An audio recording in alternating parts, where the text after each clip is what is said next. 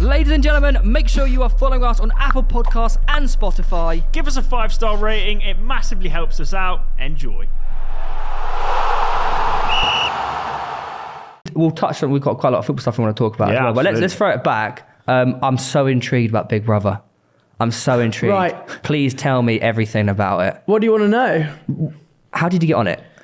Well, it's Mackie's again, but I'll keep that a bit short. Really? But it was people. I never really watched it. I watched it back with like Pete and Nikki. Yeah, when they were in I never watched it. in the Davina with the Davina days. Yeah. I caught it when I was younger. I did watch some of it back when Jay Goody and that was on it. Long time ago. I watched a few series, and then never watched it. And then people were like, "Oh, you'd be really good for it." I thought, okay, well, I don't watch it, but the application I saw that I had must have been like a ad or something for a notification for it, and I thought, I'll bugger it, like, why not? So we were just in the office at like 3 a.m. We tried to send him a video, so I was just having I was literally eating a burger. I said to my mate, I was like, go on, just film it now, because they said what they wanted to see was what you do typically in a day. And I said, well, authentic. I was like, this is literally it. Was it in the office? It was just in the office.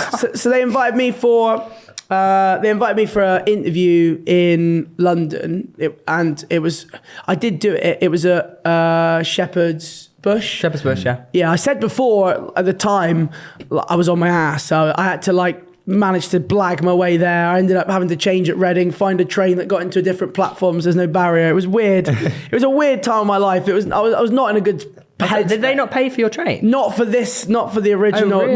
not for like an audition, because I had so many people. Yeah, I guess so, This is like the initial. This was basically the initial. It was in Shepherd's Bush. There's a lot of people there. They take you into like a group of people. You ask you like controversial questions. There was one. We were in a circle, and she says to the guy, she goes like, right, you. She says, evict someone to leave right now. And he's like, I can't do it. She pointed at me and went, you do. I went, him. She said, why? I give a reason. I was like, just hit me head in, to be honest with you. He didn't like it. She went, don't worry, you won't be evicted. I thought, well, if we're going to ask you a question like that and you can't get rid of someone, then it was but the thing is people were being controversial and stuff. They'd asked them why, and they couldn't give a reason. I just thought, so I wouldn't class myself as being highly intelligent, but I'm not. I feel like with problem solving and things like that, in my head, I'm thinking, you kind of know what they're looking for, but you don't want to, if you try too hard. So at that point, when they've invited you, were you aiming to try and make it? Oh yeah, I try, if I'm going to do something, I try and be the best I can at it. My intention at that point was to win the whole thing. From there, I thought, right, yeah, absolutely. I wanted to get on the show. That was my intention. I got through that first stage. There's like 3 of us that went through, and you should see their faces. We were like walking off with people, and they were like, there was some of them, because some of them were trying so hard. Yeah. I wasn't like trying hard, but I did want to, as I say, I thought I've got to work out the best way to go around. Scene, make yourself known. Yeah, but I didn't, I thought, do you know, the opposite, in my head, I thought actually the right thing to do is to not stay true. Not fake it and try and be over the top, was just to sit back and watch everyone else basically trip themselves up and then take advantage, which worked. Went through to there was like a fake diary room type scenario, got through that, then we were in like a producer. It was about 15 people in a producer room. Once it's very like sort of controversial questions again. And they called me, it must have been a couple of weeks later, saying, oh, you're through to like the next stage. So then went back up to London again. I can't remember this was. It might have been the same sort of place, but this was like the Endemol offices, I think. Yeah. And was in like a top floor sort of office with a couple of ladies that were the producers, and we were just yapping. And this was an away day, actually. I can see it. It was Stevenage away. It was a Tuesday night. Oh, right. To combine them both. Yeah. Oh my god! And they were really intrigued because we don't. I was like, oh, plane. And they were like, why are you fascinated about that? I was like, we don't see them where I live. They seem to find that quite funny. But I said to them, I was like, yeah, I can't stay too long. I've got a train to catch soon to get to... They're like, you serious? I'm like, yeah, I'm not joking. I was like, I'm off to the football in a minute. So we did that. That was it was a long chat, to be fair. It was we had to talk to like a psychiatrist and a psychologist. Really? They were like, what are you afraid? They're like, are you claustrophobic? I was like, yes. They said, you do know what show you're applying for. So they, at that point in your head, you like, well, if they're asking me these sort of questions, I'm pretty much... I assume it was close. I assume this was probably, they've got down to not a lot of contestants. Because someone actually, I'd gone through the first edition, his name was Angus, nice lad, I'd gone through with him, he made it through. And in the end, he couldn't do it. But we were keeping in touch because he'd also gone back to speak to the producer as well. Right. And he couldn't actually do it. He was a funny guy. He couldn't actually do it. So yeah, I kind of thought, right, I must be close. And it must have been almost a week or two again later. They rung me. I remember I was in town. I was just in town. And they said, this is the thing. They never actually say to you, you're on the show. So they never tell you you're on. You're never officially in. So you're always, because you know what they're like, they can screw you over with anything. I think they've done it before. They'll put you in another house or they'll mess you around. But they said, we need you to come up and do everything. So I had to say to the work, look, obviously I don't know how long I'm going to need off. It might be a few days. It might be a couple of months. They said, take whatever time you need. That's good. No problem. I say they always looked after me. They always looked after me at Mackey's. They take as much time as you need. So yeah, went up for the. Surely they were pretty like. They must be quite excited. Yeah, really super excited at that point. They were really supportive with it. Yeah. And I just said, hey, look, I kind of was like, it's just something to do. Really, it was just more of an experience. But I wanted to win. There's like 150 grand or whatever. I was thinking. And as I say, I was on my ass, like absolutely on my ass. I thought, right. And genuinely, I know a lot of people go there because they want to make other stuff out of it or do that. I was just interested in winning some money, really. My plan was just to go in there, try and win some money. If I don't, I don't. Come back and get on my life. Where is it? It's in it was Elstree Studio, so Boreham Wood was where. Okay. But they put you up in like Watford and this was horrible. This was before this is like lockdown. You couldn't leave the hotel, like the room. You had to have like a chaperone.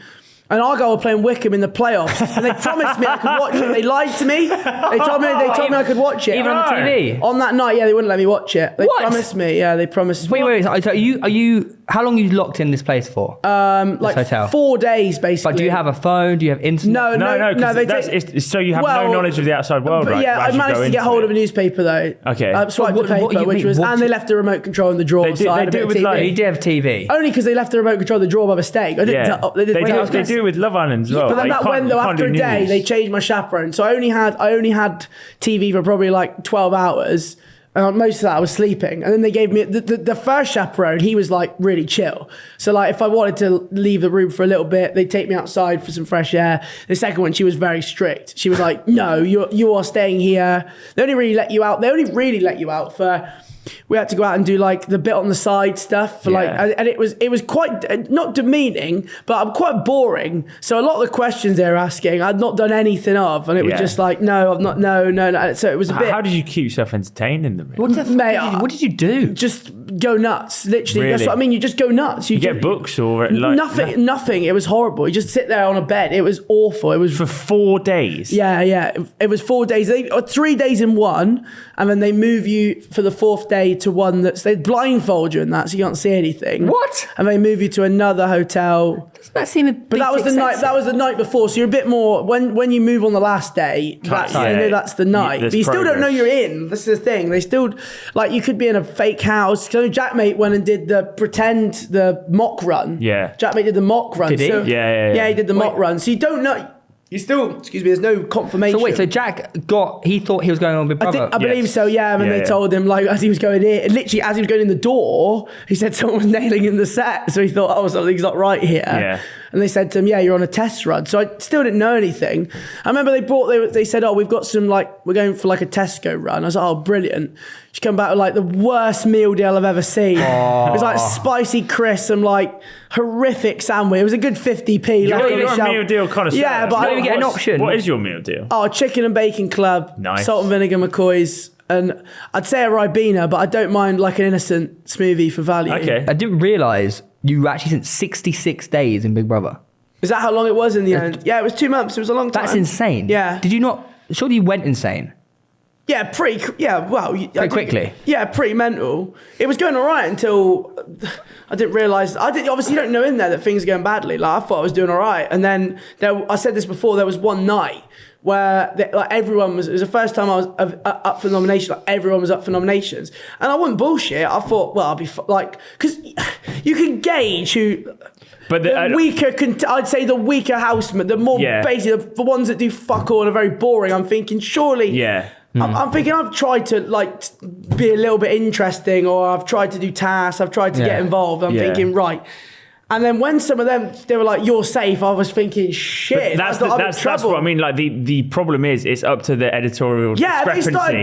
They started booing me. I thought, "Oh no." That's what I mean. And I come out and because in the arena, you think, "Oh right, well you have a certain understanding of who's where in the hierarchy." Yeah, exactly, 100%. That's what I thought. To the public, it's not the same. Then you start playing in your head like, "Oh my god." Yeah, it was down to me and one guy, and I was thinking about the KFC I was going to go and get. I was like, right, well, it's been fun. And he got evicted, and I just thought, right, okay, now I might have. I was thinking, what the? Yeah. I was like, we need a new game plan. Yeah, it's obviously you're playing a game. People are like, oh, it's not. There's no game plan. Of course, there's a game plan. The whole time you're trying to. Yeah. It's tactical. You have to be sensible about it. It's all about. What changed after that point? I didn't know why they were. Apparently, when I come out, I found out it was because I was grumpy. But I thought, well, you take away food and sleep from me. What do you want? Right. Like, the two things I like the most. Well, how much are you sleeping in there?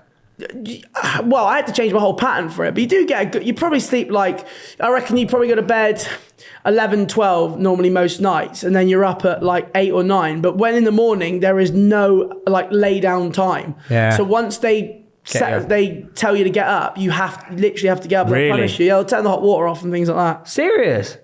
So if you're not getting up, you got a cold shower. Yeah, you're in trouble. That's how they do punishments for when things go wrong. Wow. But they knew what they were doing. If people were talking about nominations, they'd call you around and go, these two people were talking about nominations, and then they'd play the conversation through. Really? So they turn the hot water off, so everyone would be fuming at them. Yeah, they knew what they were doing. They play the mind games. Oh shit, fuckers! So you basically guinea pigs, really? Yeah, of course you are. Well, no, I mean to a degree where they're hitting you with a taser. Borderline Squid Game. Oh yeah. They just dangle some What was your favourite part of the show? Do you make any real friends? Probably winning the money, to be honest.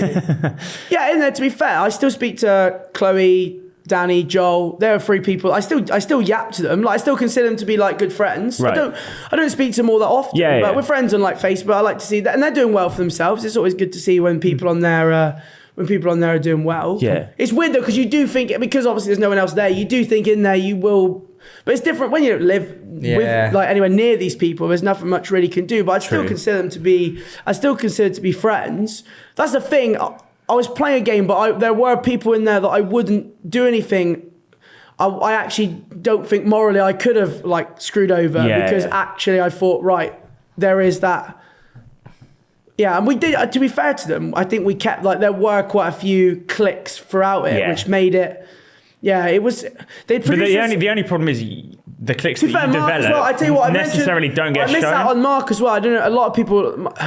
Mark, I speak to regularly now. He's a good guy. He just went in to play that villain role, right? Pretty much. And looking back at it, I wish I kind of. Well, I wouldn't say I changed anything actually, because you know what, I turned my life around and I walked out with money. So, but he was quite funny, and I think because you just saw him as a nightmare, and when you want to go to fucking sleep and he's there messing around with the duvet, you just think, oh please, just fuck off, innit?